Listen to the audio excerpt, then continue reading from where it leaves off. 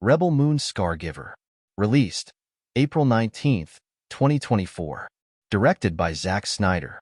Written by Zack Snyder, Kurt Johnstad, Shay Hatton. Starring Sofia Boutella, Jimon Onsu, e Scrine. Rotten Tomatoes score, 15%. Metacritic, 36. IMDb, 5.2. Welcome back to Real Reviews like always. I am your host, Lee.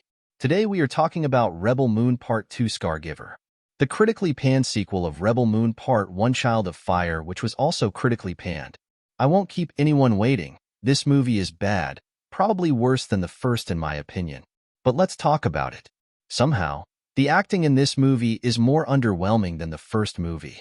Ed Skrein, who was the highlight of the first, barely has any lines in this one. And somehow in the few that they gave him he lost any bit of character that he built in the first one. Jimon Hounsou is probably the best in this, but that could very well just be because in many ways he stepped in as the lead and had more lines than basically anyone else we see. So much of this film is done with basically no dialogue that there really isn't much more to say. One of the most egregious issues is that since Snyder didn't bother completing really any of the stories for the characters in Child of Fire, we have to spend a decent amount of the runtime getting these characters more fleshed out.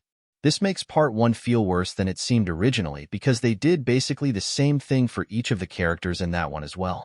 No characters get any real development. They all end basically where they started. How about that story? We get farming, extra backstories, setting up the defenses, the battle on the ground, the battle on the dreadnought, and the close which sets up for the potential of a third movie.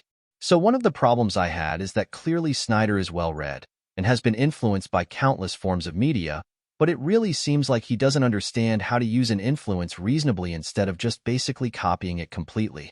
What am I talking about? Oh, just that he recreates the murder of Caesar, and for some bizarre reason, all the people are wearing togas over their normal officer or Senate outfits. The togas are so out of place, and they look awkward in the scene as they don't even remotely fit in. The main issue here is that even if you took Part 1 and put it together with Part 2 into a 2-hour film, it has been successfully done numerous times before in better films. This lends to the claim that Snyder is often overindulgent and likes to draw things out to unnecessary length. That is also really intensified by the fact that this summer he is releasing 2 R-rated, most likely longer director cuts of the movies, which I cannot recommend watching at this point because it just feels like a marketing ploy more than an honest attempt to make an enjoyable watching experience. The weapons are still cool, the computer effects still look great, and while I don't know why I needed to see slow-mo of grain falling in someone's hand or people yelling "murderer" in slow motion, but those were decisions that were made. I give this movie a 3 out of 10.